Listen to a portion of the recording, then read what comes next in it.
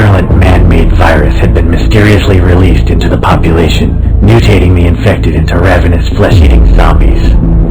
The outbreak had claimed untold lives, but somehow my wife and I had managed to survive. We escaped the carnage of the cities by driving deep into the countryside, hoping to find relative safety at our parents' farm. When we arrived, we were relieved, not only to find her parents still alive, but with the help of the locals they had managed to fortify the farm. The granary held enough grain to feed us for months, and we had plenty of ammunition. It seemed as though we could survive here almost indefinitely. All too soon, we realized things weren't that simple. With no one working at the local sewage treatment plant, filth had found its way into our drinking water. A disease we had all but forgotten about came back to haunt us: cholera. Without antibiotics to treat the infection, people grew weaker and weaker, and finally died. It was clear that if someone didn't go and find some medicine soon, we'd all be wiped out within a month. Those still healthy enough to hold a gun decided to draw straws. Mine was the shortest. Having been chosen for the mission into town, I wasted no time and started preparing immediately. I realized that even decisions that seemed unimportant at the time could make the difference between life and death later on. With that in mind, I headed to my father-in-law's wardrobe and started to think about what I should wear.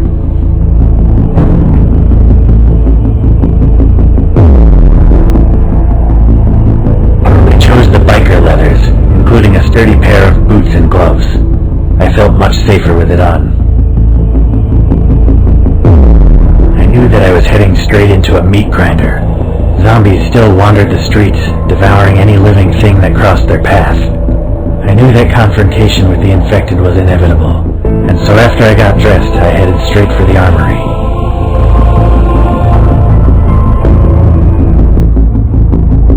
I took the shotgun, realizing it was easy to use and powerful at both close and medium range. Having armed myself, I grabbed a rucksack to carry some additional supplies. It was imperative that I traveled light so I could complete my mission as quickly as possible. My fellow survivors were counting on me getting back with antibiotics as soon as possible, and the risk of being unable to outrun the infected was one I wasn't willing to take.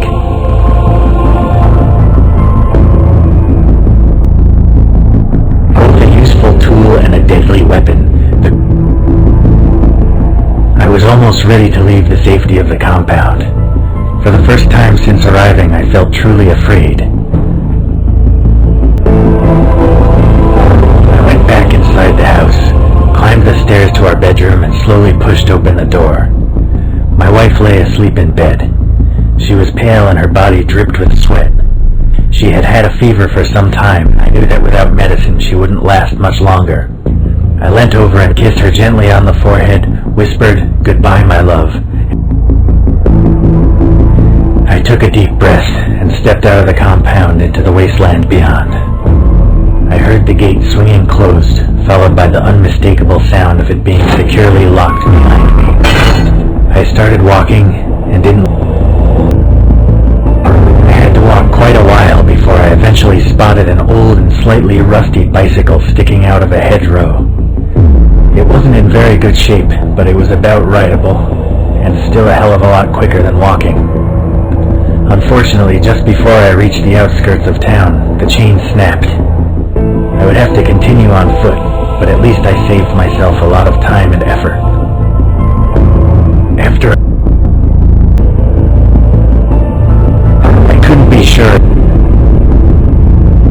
Having done,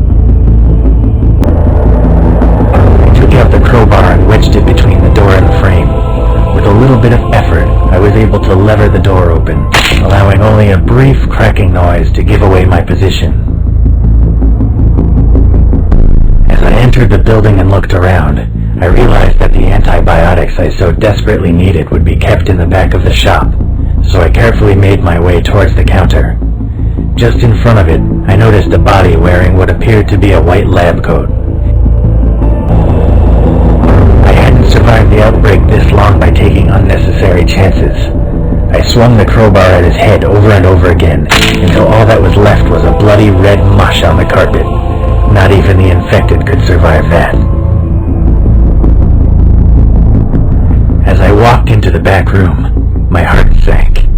While the front of the shop had been left untouched, looters had clearly broken in at the back and taken all the medicine. Most likely, drug addicts in search of a fix. I searched everywhere, but the only thing left was a few tubes of hemorrhoid cream. I made my way back to the front of the shop and realized that my mission was far from over. I wondered if I could find any extra supplies before continuing.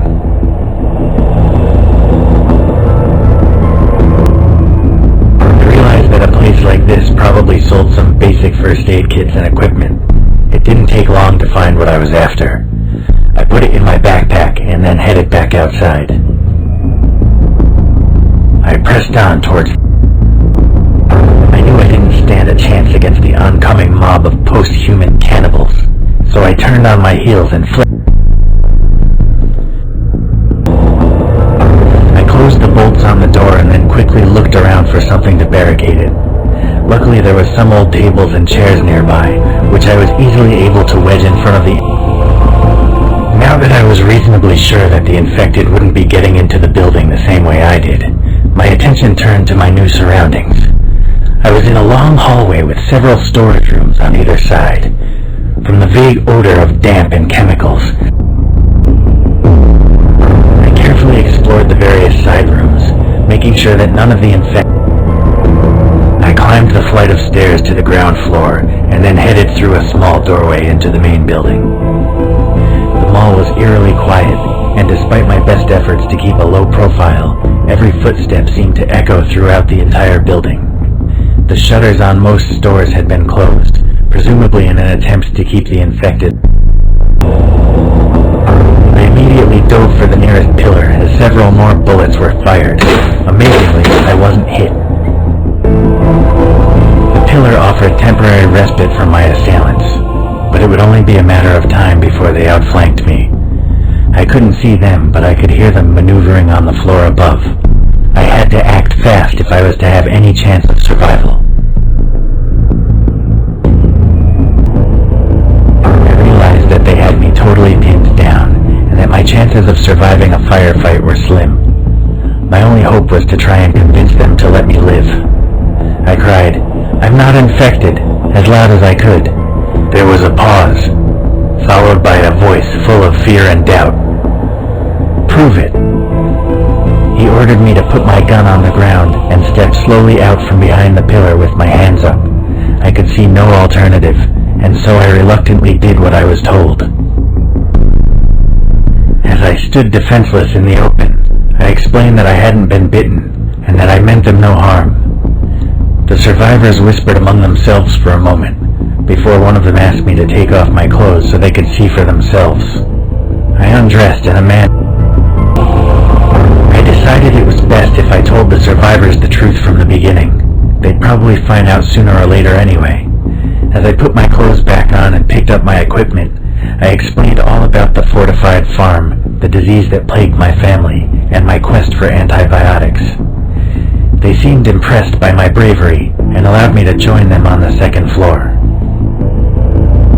As I climbed the escalator,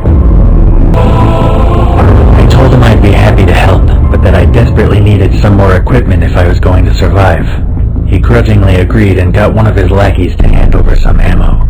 I was then informed that I'd be taking a mechanic named Smith along with me, partly to fix the generator if it needed it, and partly to make sure I didn't try anything stupid. Smith and I went back down the escalator and through the door I had originally come through to the stairwell. I carefully opened the door with my gun at the ready. Ox obviously thought this place was dangerous, so I kept my guard up. On the other side of the door it was pitch black. If there were any windows, they were small, and the curtains or blinds were closed. I wasn't about to get eaten in the dark, so I told Smith to wait while I went and found a torch. The rest of the area had been a storeroom after all. We reached the generator. Smith promptly pulled a lever and pressed a few buttons. Apparently getting the thing up and running was as simple as that, because it immediately sprang to life. The lights in the room flashed and came on, and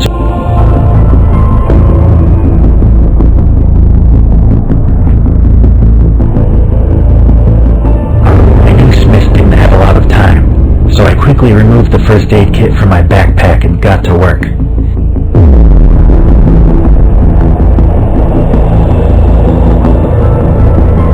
When we reached the stairwell, we were greeted by a terrifying noise.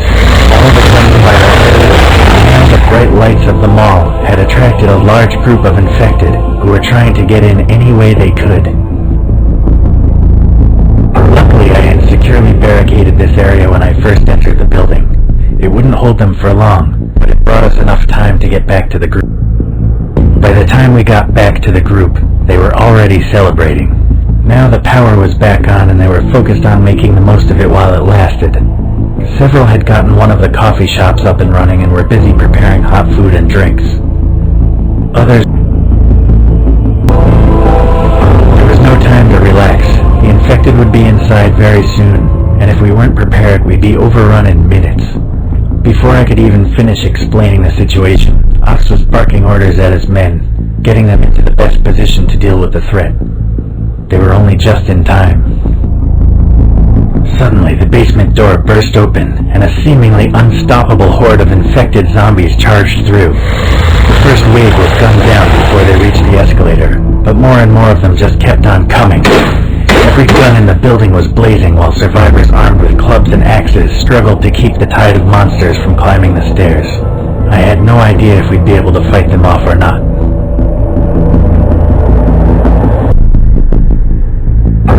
There was no way we'd be able to fight off the infected horde. My thoughts turned once again to my dying wife, and I realized that this might be my last chance to secure the antibiotics she so desperately needed.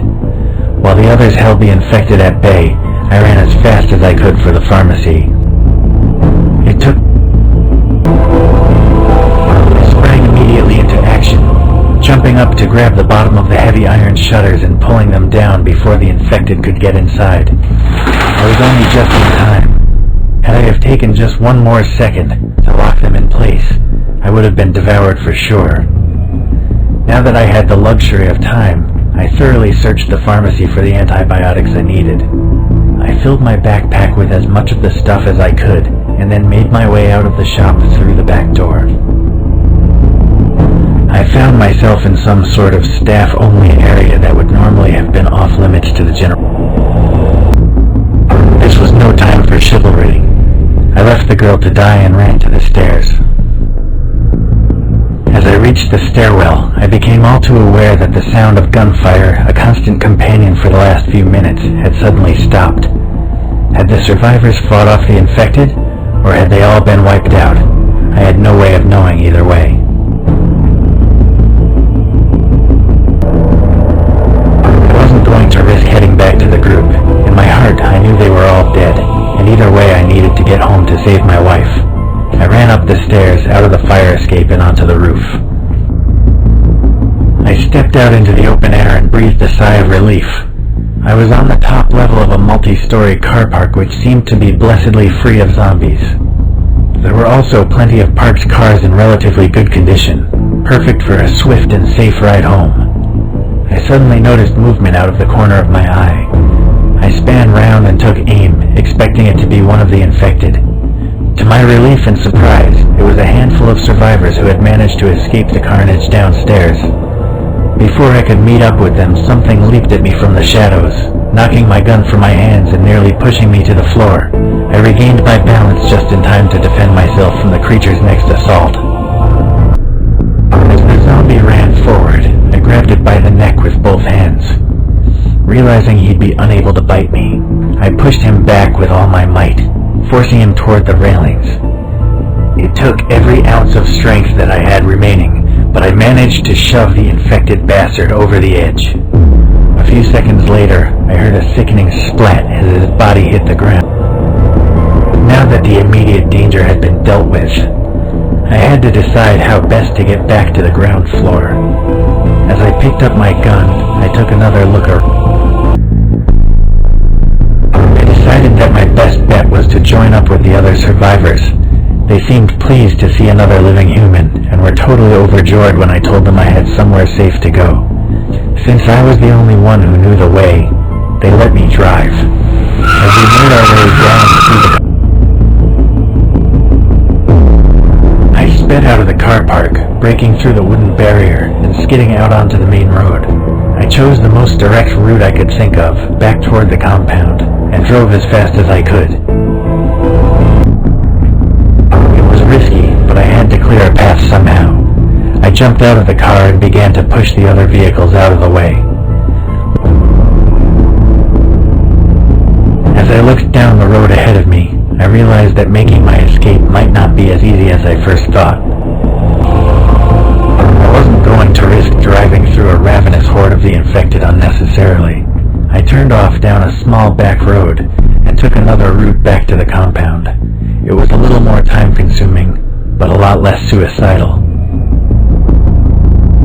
I finally made it out of the town and back to the countryside. The sun was setting in the distance behind me. I had been through a lot that day. I knew I had no hope of fixing the problem, and it was far too dangerous to waste time trying. The compound was only an hour. After a long and terrifying walk through the gloom of twilight, I finally arrived at my father-in-law's compound. I was mentally and physically exhausted, and wanted nothing more than to crawl into bed, cuddle up to my wife, and fall into a deep sleep. I was expecting a far warmer welcome than I received. Despite my heroic efforts on their behalf, the guards wisely insisted that my companions and I prove we hadn't been bitten before being allowed in. Once more I had to strip down to my skin to show that I would remain among the living. With the formalities over and done with, we were finally allowed inside.